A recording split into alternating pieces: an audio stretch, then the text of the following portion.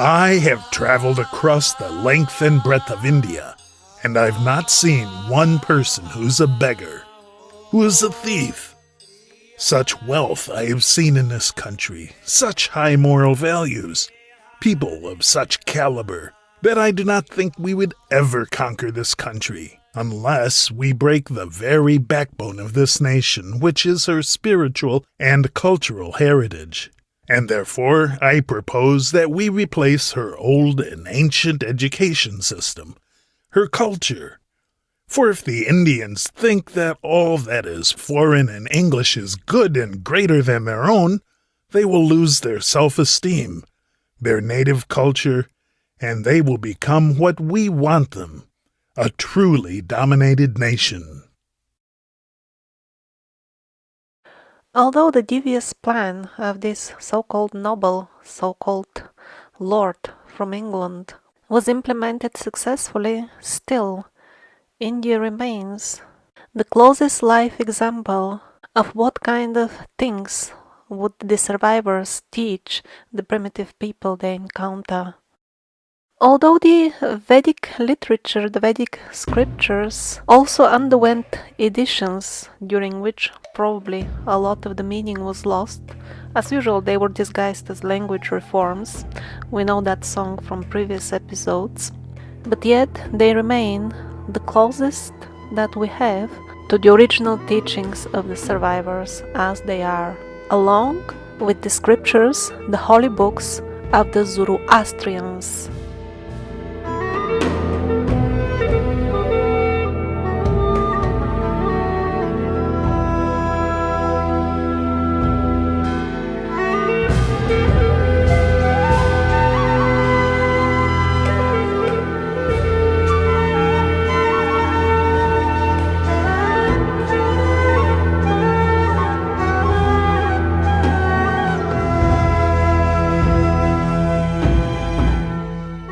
A portion of the Vedas, the Vedic sacred books, the old scriptures of India, does deal with history, and it goes back all the way to the time when our universe was created by a single living being called Brahma.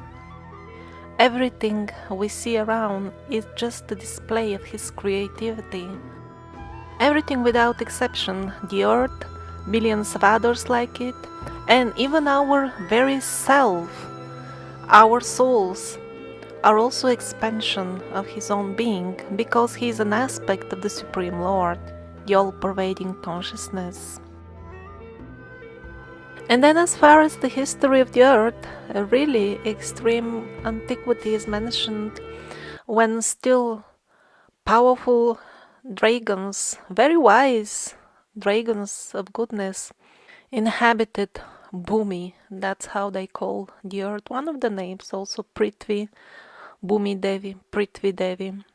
These wise dragons, which were far superior than us, are not to be confused with the reptilian races, which are currently involved very actively in influencing our society. In the Vedas and also in some old sacred books from the state of Tamil Nadu, we have references to a lost ancient continent called Kumarikandam. The location of the continent and to some extent the story which is told about it is confirmed by the Seth material channeled by Jane Roberts, which sadly remains, at least for me, the only absolutely most reliable source for extremely ancient history.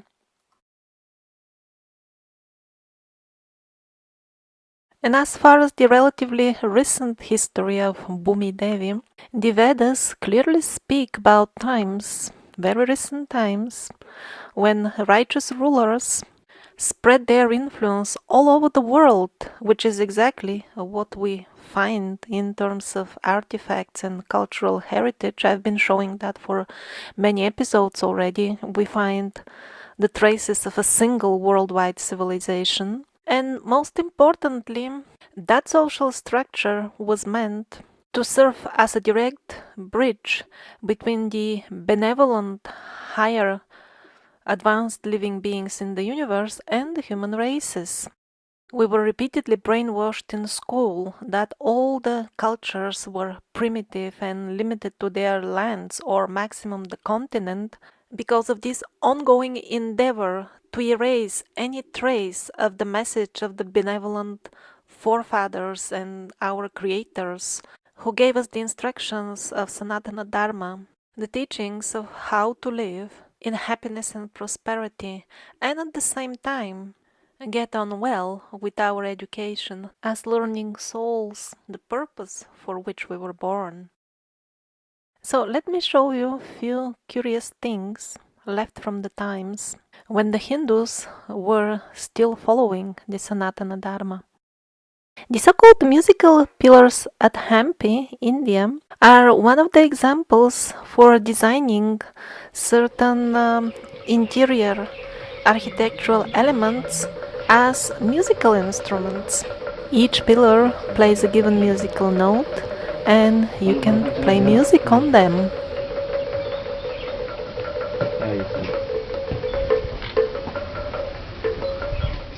Some of the pillars are missing. They have been destroyed by the British. They thought, oh, let's see how they made it. Some of the pillars must be hollow, that's why the stone appears to have different density or something like that. So they even damaged the temple just to find out that the columns are not hollow. They're just made using a technique we simply don't understand. But we have very good knowledge of how to destroy everything, dissect it. And then we show great creativity in finding the stupidest explanations for what we have done. For example, with the money that we pay every day as taxes, even when you go to the shop, you pay 20% tax just because you want to buy some food. All that goes to various laboratories where animals and lots of people are tortured. But we close our eyes and say, oh, this is done in the name of discovering new medicines so that the humanity doesn't suffer. If really better healthcare was the actual intention, Ayurvedic traditional Hindu medicine would be implemented in all hospitals around the world, along with the very advanced Tibetan traditional medicines and along with countless other natural cures that we still haven't forgotten. Countless scientific publications show that these medicines, even in their nowadays downgraded version, are far more efficient than the poisons that we are being administered by the modern pharmacies. Next to the musical pillars at Hampi hung chains made of stone. The British destroyed that as well. They were not sure how was it made exactly, so the reaction is destroy. Fortunately, we have some examples which survived in other temples. Now please look at the top part of the temple at Hampi. Please note how the building technique and style is absolutely identical to that of the temples I showed you in the couple of previous episodes, those from Cambodia, Myanmar, Indonesia, Thailand, China, and here in Vietnam as well, and all the way to Teotihuacan in Mexico. Again, some people came and taught the locals how to make very strong cement and dress stone with cement. So the history as it is given in the Hindu Vedas and tells us about wise people who were on educational missions all around the world is very well confirmed by the artifacts and whatever little historic records have escaped destruction and meaning-twisting editions. For example, the quote you heard in the very beginning of this video sounds practically identical to the description of the societies, the local communities of South America, which were as prosperous and advanced as India when the same colonial forces arrived with the intent to trash anything godly and nice. In Egypt, we also have vague remains of oral history being transmitted from generation to generation, and they also speak of a worldwide civilization to which the advanced, glorious Egypt belonged.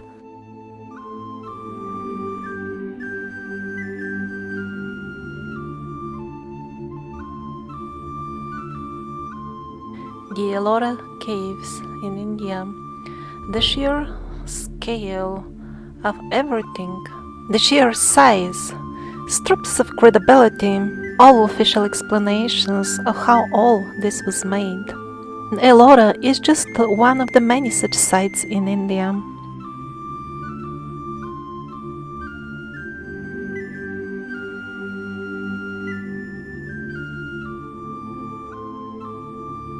I won't even discuss making all this manually, the simple way as we are told. Forget about making it, we can't even destroy it manually. Yes, foreign invaders mobilized divisions and sent them to destroy this temple, but the stone is so hard that they could only inflict minor damages in a long time. Eventually the destroyers just gave up. They reported mission impossible, the stone is too hard.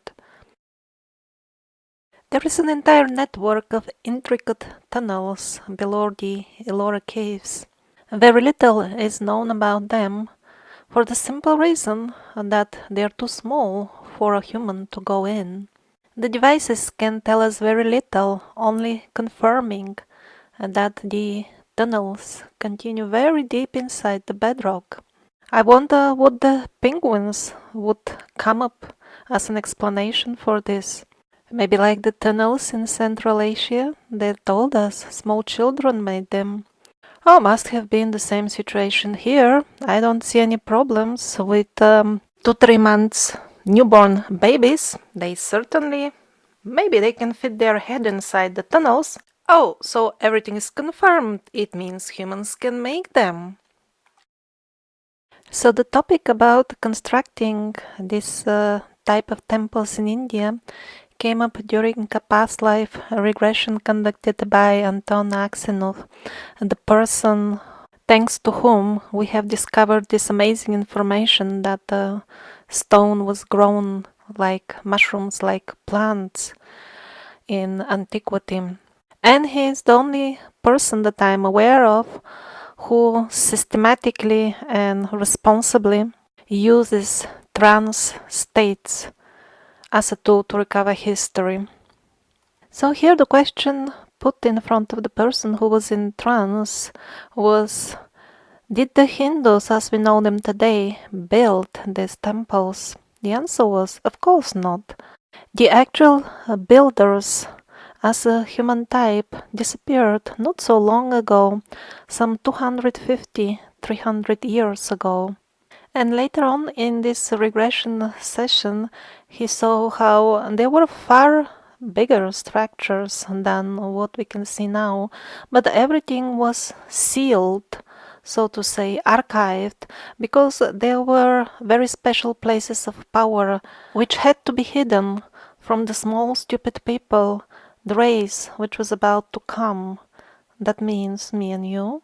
Because the small people wouldn't know how to utilize these places of power. For example, some people would come to such holy places preloaded with ideas for aggression, for example.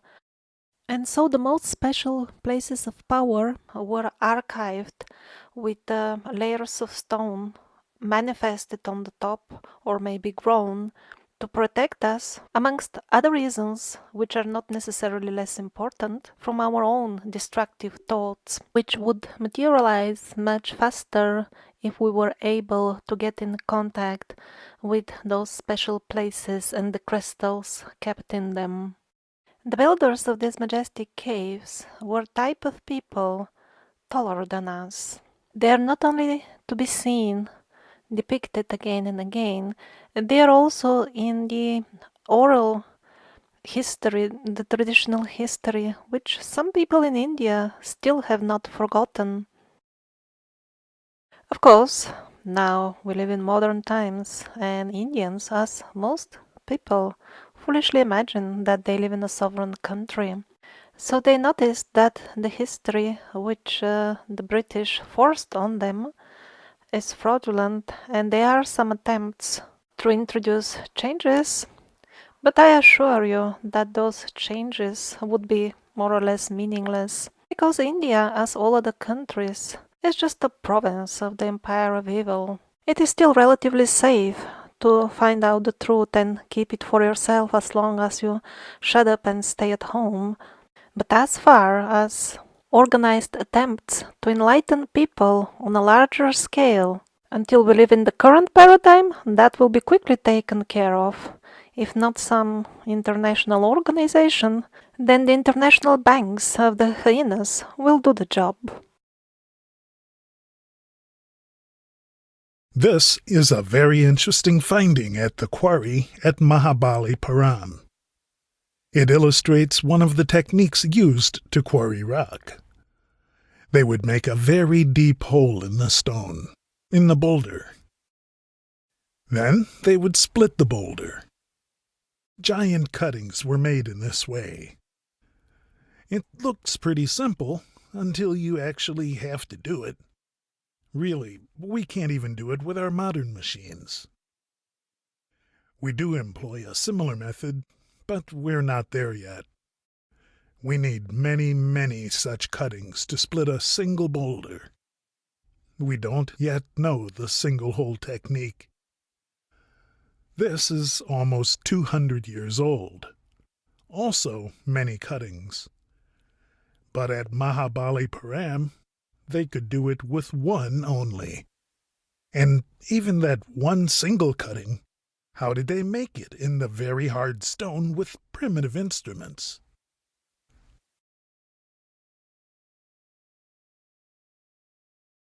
The columns of certain temples in the state of Karnataka have become pretty popular lately.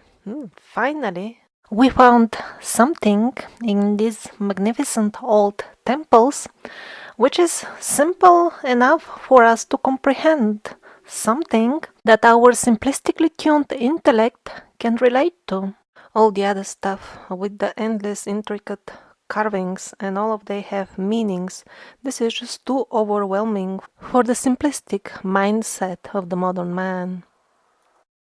So another reason for which these columns are so famous is that they have been made using lathe machine, or at least that's how they look like. Constructing a lathe machine that could have handled columns of this size is work for people who know quite a bit about engineering. But I find the fineness of the artwork much more impressive than the lathe machines. Just look at this, an entire complex artwork, very difficult to make. And for what? For just a couple of centimeters of minor border. Here they shaped every single bead from his decoration.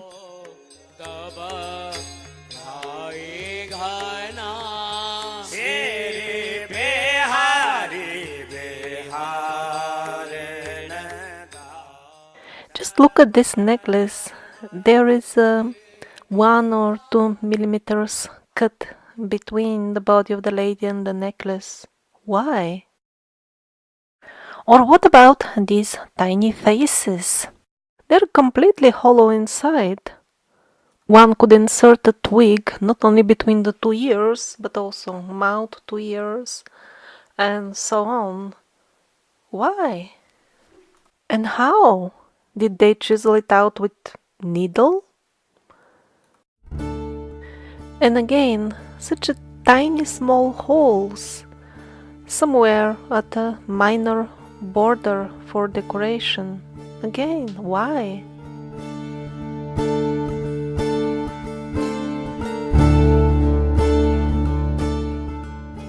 And as usual, as we noticed also at other places, the older the temple, the more advanced, at least for our understanding, technology would have been required to build it.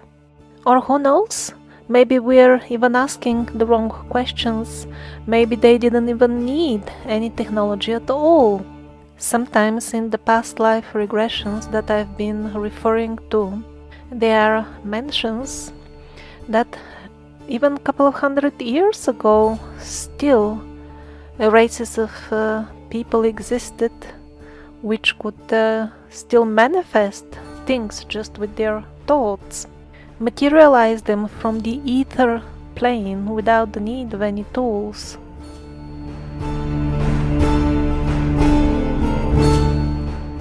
I propose that we replace her old and ancient education system, her culture.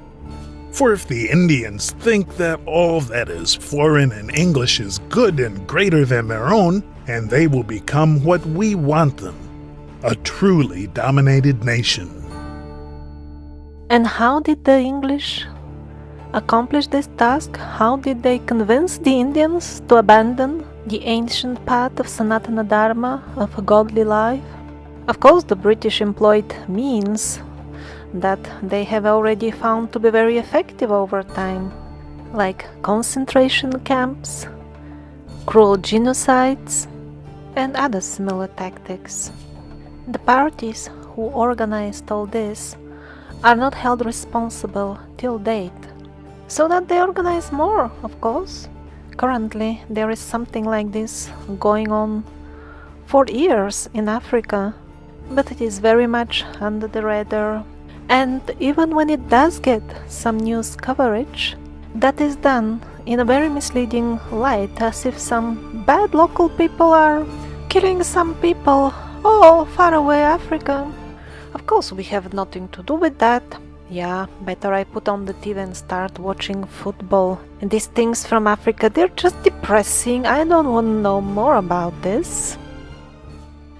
And so, after destroying and plundering as much as they could and killing as many as they could, the British went to the next step, replacement of the history and the education. They said India doesn't have any historic records of her own, and that's why they felt the need to give it a history. There was no need of research or things like that. The history was already ready.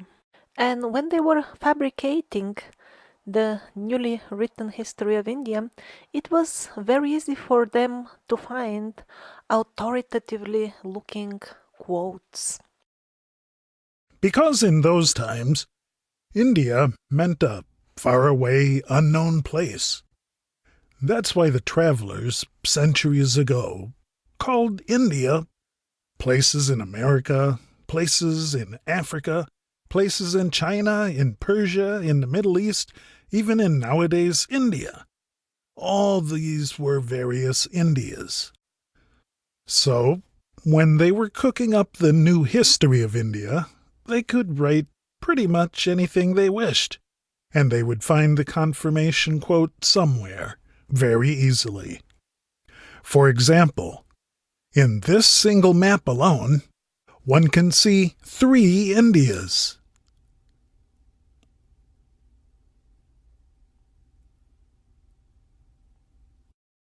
Of course, all the quotes which were patched up together to provide the backbone for the newly fabricated Indian history were always accounts given by foreigners.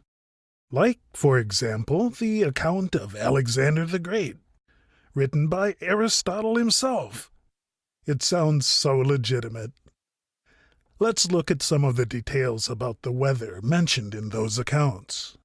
About the weather of India, it was, according to his words, 6 months summer and 6 months winter. And what kind of winter? 30 men drowned in the snow. They couldn't bury them because they fell so deep inside the snow. Wow.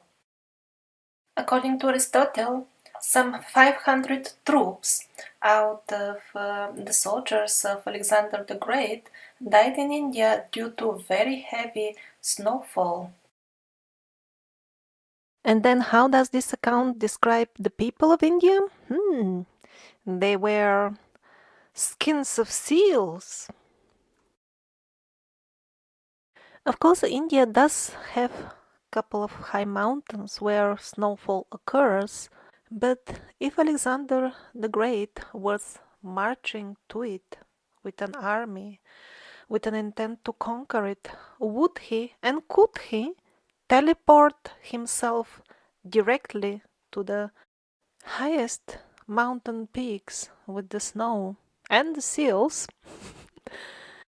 and miss out completely the normal parts of the country? All these stories with the seals and the extreme snowfall, this could be also a legitimate account of India, but the question is which India? It really doesn't seem to be the current India. In this newly fabricated history, of course, the Indians were presented as people believing in strange religious things who didn't even know who they are until somebody from Europe, of course, came and found them to tell them who they are, which is, of course, yet another lie. Here on the walls of an old Indian temple, we see a person with a typically European outfit and features. So apparently the Indians were connected with the Europeans. Well, maybe these were not the right Europeans from the point of view of those who came to murder and destroy. Here also the man on the right is depicted in a very different manner from the way the Indians depict themselves with with the full set of jewelry and the hairstyle and so on. This man looks Roman top to bottom. Mahamaya Maheshwara Shankara Girijapati Shankara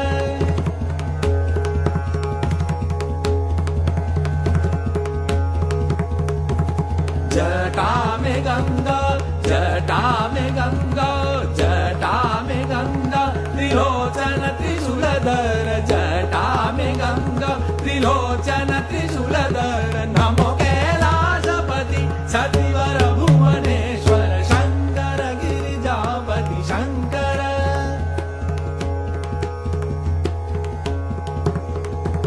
Shankara Girijapati. Here we have an entire scene of foreigners, probably Africans, coming with a giraffe.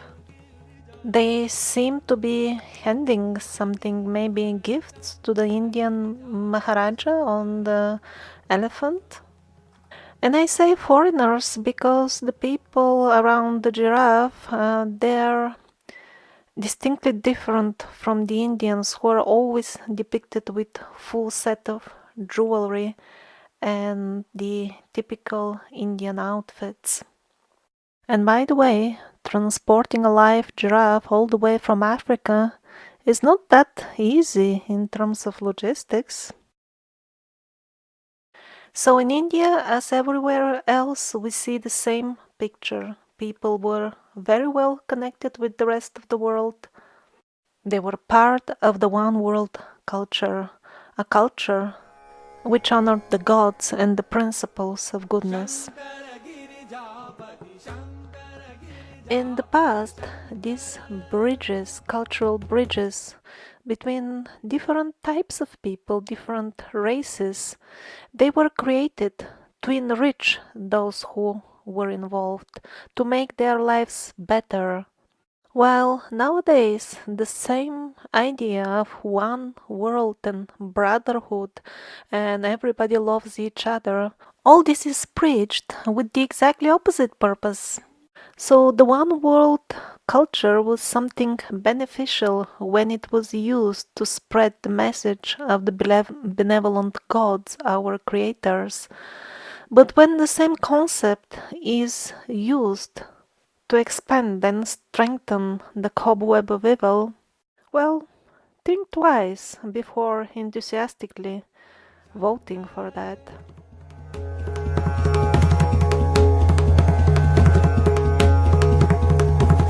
Jata me Ganga, जटा में गंगा जटा में गंगा त्रिलोचन त्रिशूलधर जटा में गंगा त्रिलोचन त्रिशूलधर नमो Kailashpati सतिवर Bhubaneswar Shankar Girijapati Shankar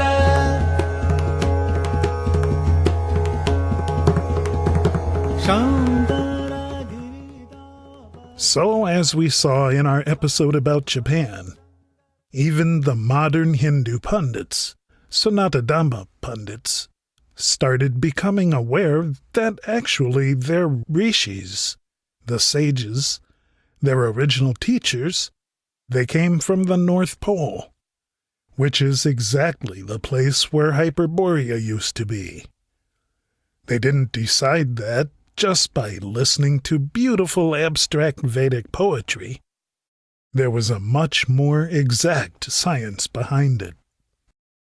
A branch of the Vedas is called Jyotish Shastra, and it deals mainly with astrology, but this astrology is backed up by amazingly precise, good knowledge of astronomy. So to make the long story short, they tried to discover places based on records of how the stars were located at a given moment. Also, they would know the time because the time would be recorded along with the stars. For example, this is a traditional kundali, or what we in the West call astrological chart, somebody's birth chart.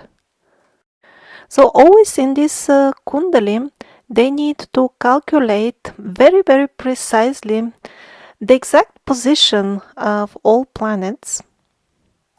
But when they tried to determine where exactly in India was a given historic thing taking place, they found out that it's not even in India. And then they started looking for a place at which the given kundali would have been correct for the time for which it has been made. They did find such a place, but it turned out it's not even in India. And what is that place? It's the North Pole.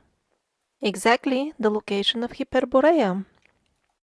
So during the history of the earth, various groups were coming to educate the simple cavemen, to mingle with them, to intermarry them, to teach them technology, religion.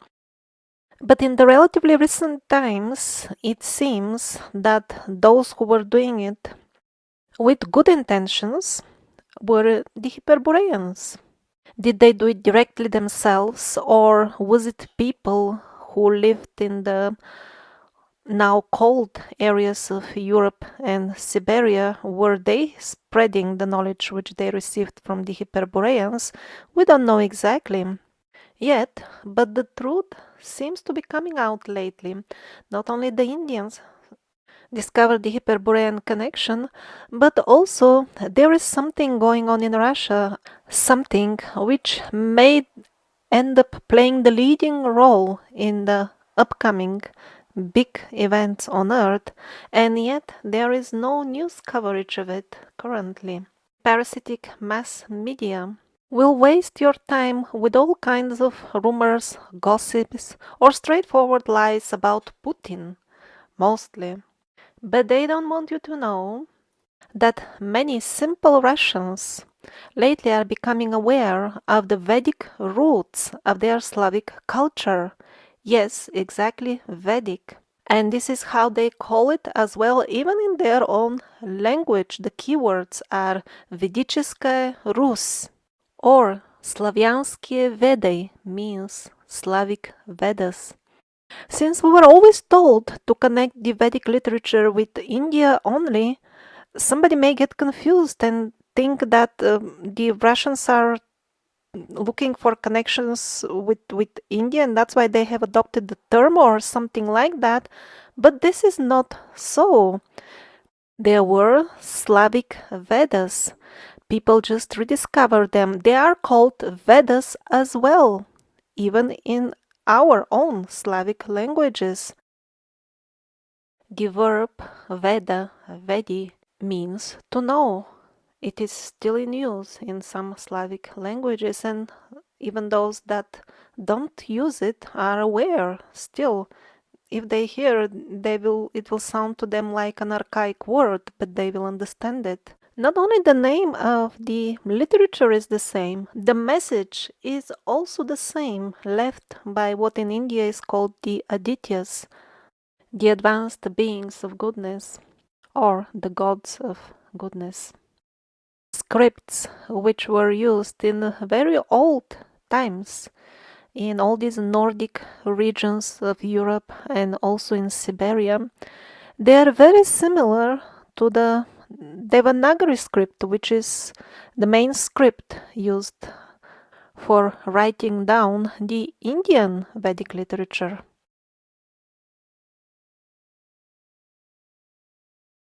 So what is this big change in Russia which the monster big mainstream media doesn't want to tell you much about?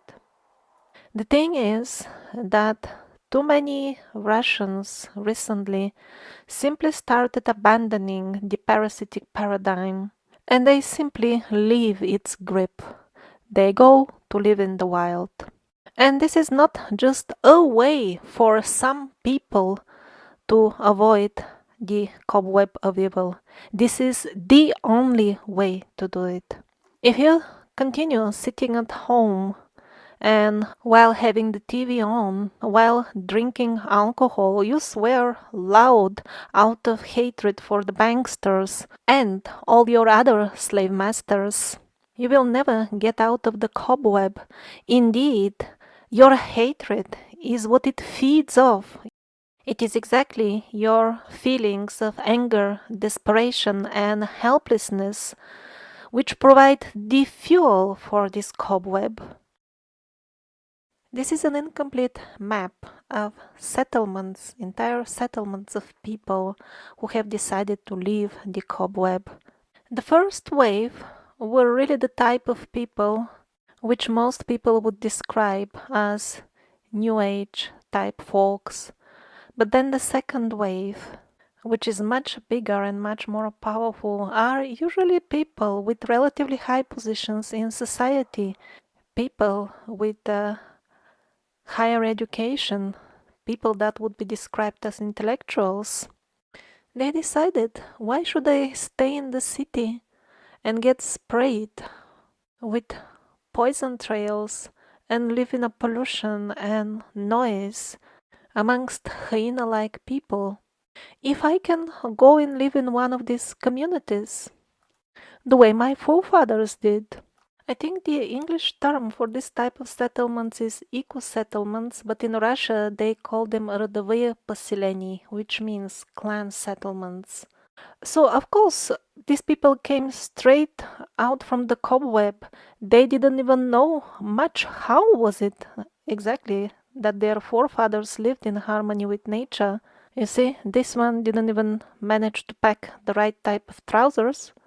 But as Edgar Cayce told us, it will take some time, but they will learn. So here he says, it will take years for it to be crystallized, but out of Russia comes again the hope of the world. And yet another Edgar Cayce quote confirming the same. And he is not the only proven prophet who said that the first sprouts of the paradigm of love and peace will appear in Russia, but amongst the common people. This should not be confused with Putin or any other centralized organization. The government of Russia is almost as corrupt and rotten as that of the United States of America or the United States of Europe. Yes, one could say that the mass media in Russia is slightly more truthful than the rest of the world, but the overall situation is not much different. Same poisons sprayed from the skies and the rest of the package. So this is a typical house of one of these settlements in Russia, родовые поселения. Not everybody can afford a better looking house straight away, but that's not important for them.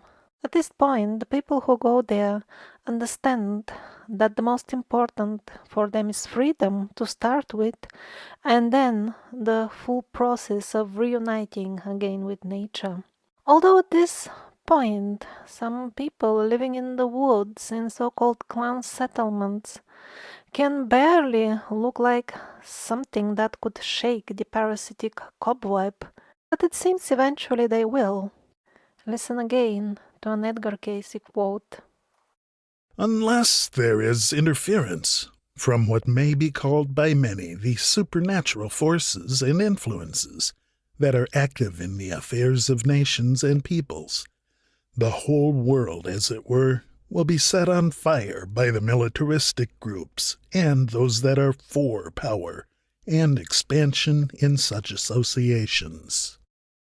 Germany is the only other place in the world, at least that I'm aware of, where such communities, off-cobweb communities, started appearing in such a great concentration as Russia. That is why the German government took drastic measures to rise the crime levels. That was accomplished through the medium of various governmental programs and initiatives. And as usual, they had very humanitarian sounding names. And Scandinavia, up until a couple of decades ago, when only local Scandinavian people used to live there, the crime rates were extremely low, much lower than anywhere else in the world. Just the nature of the people over there was like that. And where have we reached now, after a couple of decades of hard governmental work on lowering the sum total of the human consciousness there? We have war zones there, no-go zones. Even policemen avoid entering those zones. Immediately they are attacked with fire, with stones. Their cars get burned down. They need bulletproof vests, vehicles, special equipment. And how could the most peaceful people on earth be reduced to such a miserable conditions in just a couple of decades? Well, with the various government-organized programs, of course, and all of them under the slogan of loving everybody, especially in an international way.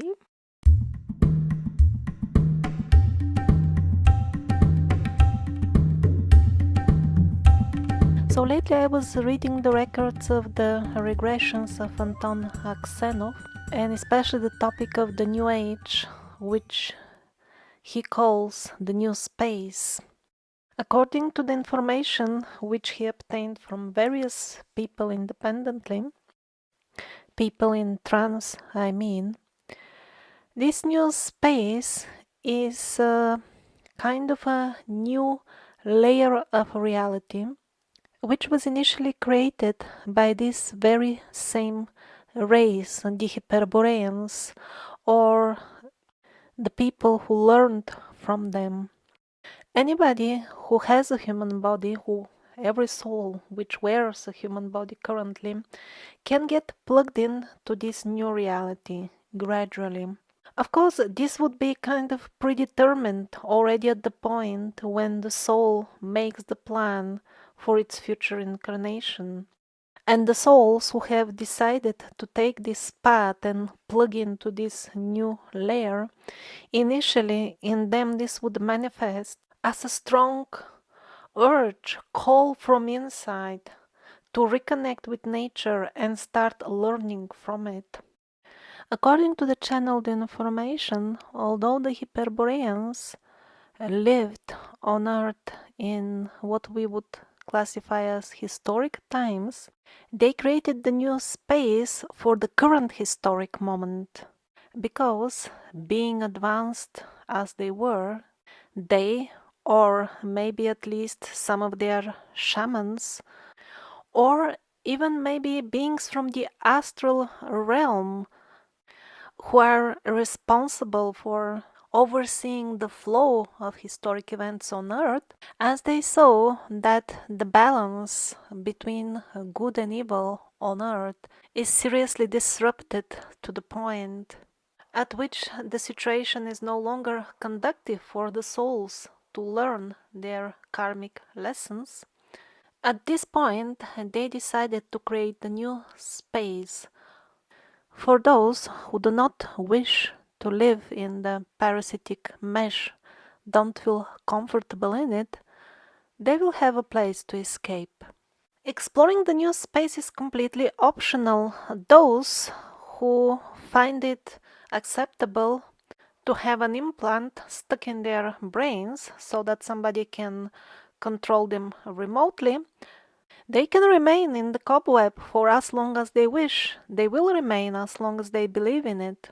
Actually, from what we can learn about Atlantis from Edgar Cayce, it seems they reached a very similar point like us nowadays.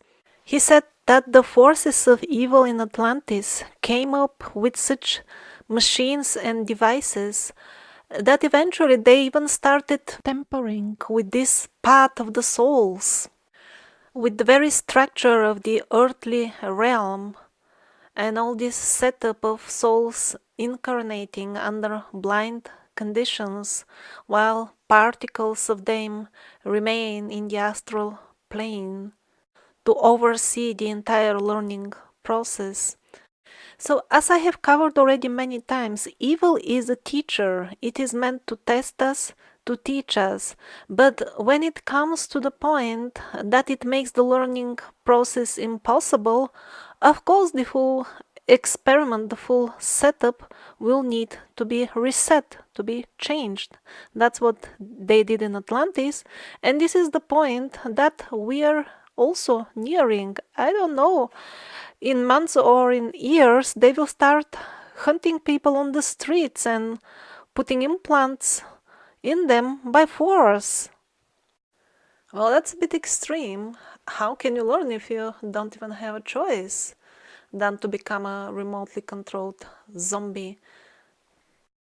And it seems exactly at that point, the higher forces which oversee the development of the civilizations on Earth will start getting involved very actively. At least that's what the prophets who have proven themselves are telling us. Since most of us have been born and grown up in the environment of very dense ignorance, for many this process of learning from nature, at least initially, will be kind of mild and symbolic, and it could be still categorized as just increased creativity, very strong intuition, things like this. While for others who already from previous lives have a background in magic and have already taken some lessons in previous lives in manipulating the material energy with thought forms and things like this, they could start at a higher level. They could even make contacts with various nature spirits. So what would be the meaning in very practical terms of being plugged in to this new layer, the new space?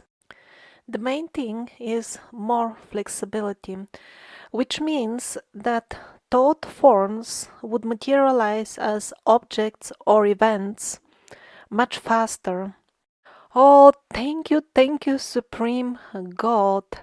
You are such a wise engineer of our layer, where people mention items from the toilet environment after every syllable. Not only they think it, they even say it, which is even more powerful. Words have the power of a magic spell in more flexible environments, or spheres, layers, spaces like the new space. Imagine in what kind of sewage would we swim if things were manifesting as fast as some people who preach the so-called very simple and effective law of attraction. Luckily, it doesn't work as easy as they describe it. Otherwise, we wouldn't find any place to hide from our ugly manifestations of all the anger, frustration, jealousy, fear, revengefulness, and etc. Because this is what the majority of the people feel most of the time. But the new space will be a learning environment. For example, one would find it difficult to hurt an animal in that environment because the body of those who are plugged in will be more finely tuned, and the waves of the suffering of this animal will be felt in your own being directly. That is just one example illustrating how does it feel to live in a lighter environment, lighter layer, flexible one. Getting plugged to the new space will be much easier for those who live in a natural environment. It will be harder in the cities, and not only because the noise and the pollution will make it hard to concentrate. The towers of death, the black magic of the governments, are specifically designed to tune your brain to the layer of reality with abundant sewage around, anger, frustration, and fear. It is not by chance that when so-called ordinary people visit the Arctic or Antarctic regions, they very often report spontaneously reaching altered states of consciousness. In many cases, even astral visions open in front of them. In many cases, these are people who have no interest in meditation, spirituality, or anything of that sort. Now, most modern people would describe this as strange phenomena, or they will consider the altered states of consciousness as strange or unusual themselves. But the truth is that if you live in a human body and you don't experience such things, that is even stranger, because the human race has inbuilt capabilities, and not using them means closing ourselves to a very small portion of reality, refusing to see the rest. Now, the organs and functionalities in our bodies, which are responsible for astral experiences, they're suppressed by the black magic waves from the death towers, the radiation and noise from various gadgets and devices around us, by Wi-Fi, and other similar invisible frequencies, and various poisons administered to us by the water supply, doctors, etc.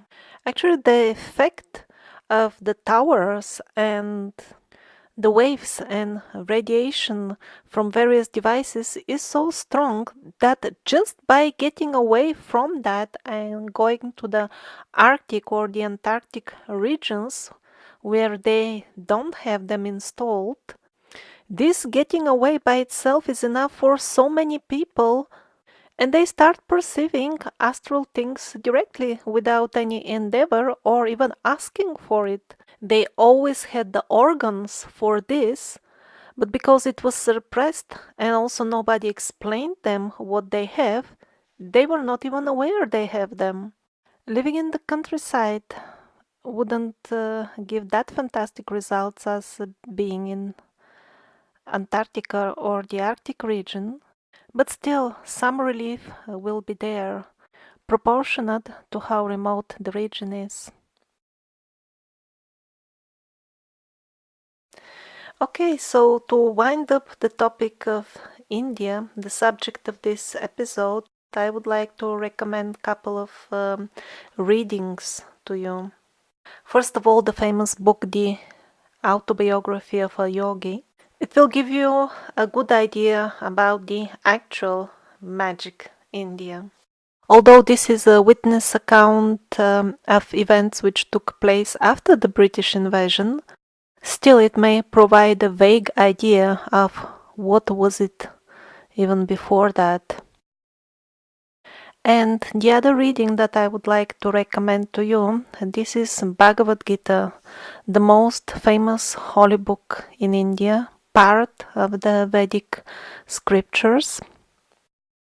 Now, Gita has many translations in Hindi and in English, and not all of them are good, because the original is in Sanskrit, and Sanskrit is such a language, each word can have 40, 60 meanings.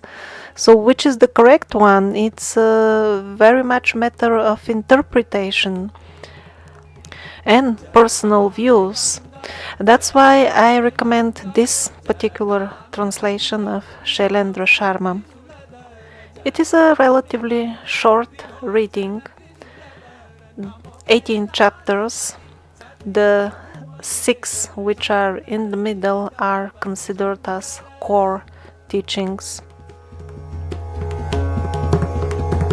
Shankara Giridavadi Parvati Patishwara Shankara Shankara Shankara Girijavadi Shankara Girijavadi Parvati Patishwara Shankara Girijavadi Shankara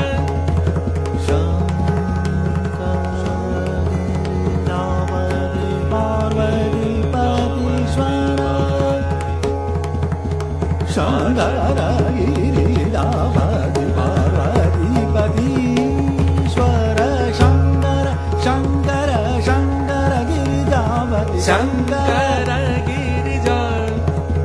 Girijapati Shankara Girijapati Shankara Girijapati Shankara